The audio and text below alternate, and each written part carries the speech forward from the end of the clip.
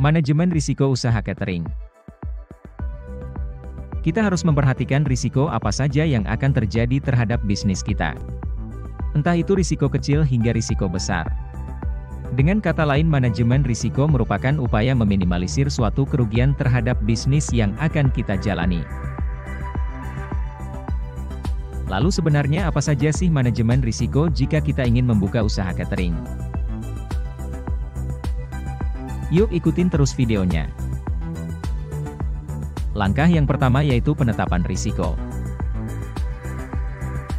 Pada saat penetapan risiko ada dua aspek yang harus dipertimbangkan. Yaitu, aspek pertama melihat kondisi internal. Misal, kondisi internal catering yaitu 1. Merupakan catering yang telah lama berdiri. 2. Menyediakan beragam jenis masakan, baik masakan tradisional Indonesia maupun mancanegara. 3. Hanya menerima jenis pesanan pribadi, bukan sebagai vendor acara besar. 3. Menggunakan sistem delivery dengan jasa pengantaran. Lalu aspek yang kedua yaitu melihat kondisi eksternalnya.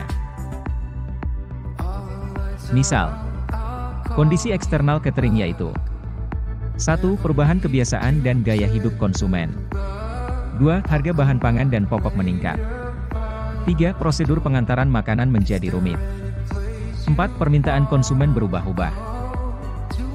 Selanjutnya langkah kedua dari manajemen risiko yaitu identifikasi risiko.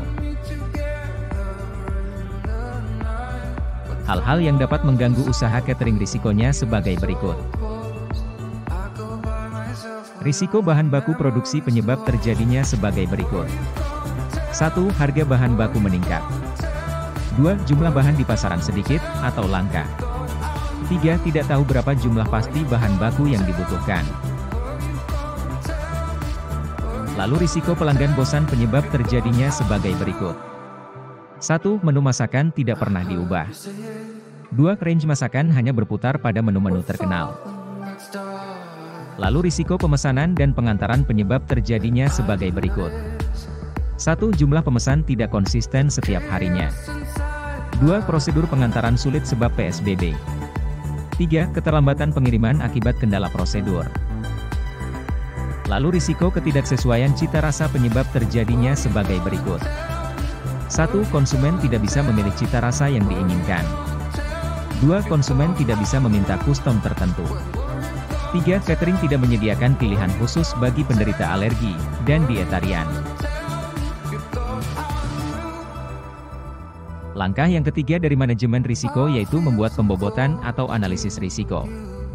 Analisis risiko dari usaha catering diantaranya. Risiko bahan baku produksi, peluang terjadinya tinggi dan pengaruh terhadap sasarannya tinggi. Risiko pelanggan bosan, peluang terjadinya sedang dan pengaruh terhadap sasarannya sedang. Risiko pemesanan dan pengantaran, peluang terjadinya rendah dan pengaruh terhadap sasarannya sedang. Risiko ketidaksesuaian cita rasa, peluang terjadinya tinggi dan pengaruh terhadap sasarannya tinggi. Tahap selanjutnya dari manajemen risiko pada catering yaitu membuat urutan prioritas atau evaluasi risiko. Risiko bahan baku produksi prioritas risikonya nomor 1. Risiko ketidaksesuaian cita rasa prioritas risikonya nomor 2. Risiko pelanggan bosan prioritas risikonya nomor 3. Risiko pemesanan dan pengantaran prioritas risikonya nomor 4. Tahap terakhir dari manajemen risiko pada catering yaitu membuat penanganan atau mitigasi risiko. Risiko bahan baku produksi mitigasinya sebagai berikut.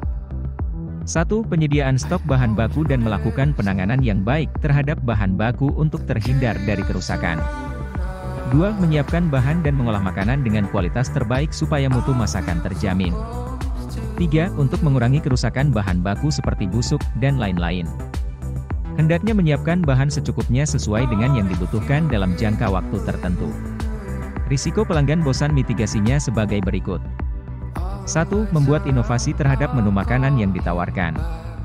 2. Memperluas lingkup menu catering untuk semua jenis dan kalangan, termasuk menu diet. Untuk menjangkau konsumen yang lebih luas.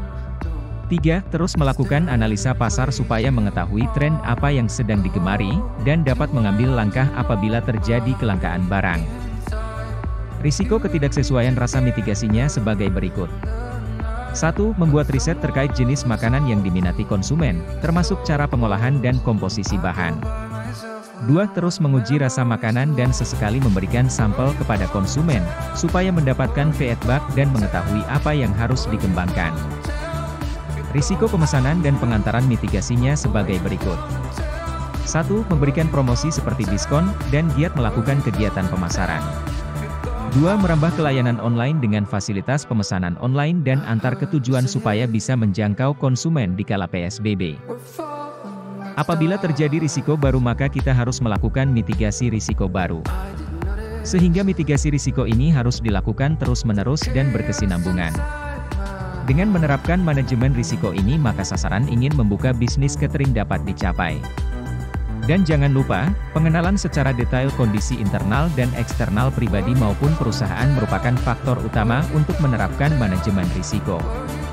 Terima kasih telah menonton video ini dan sampai jumpa di video selanjutnya.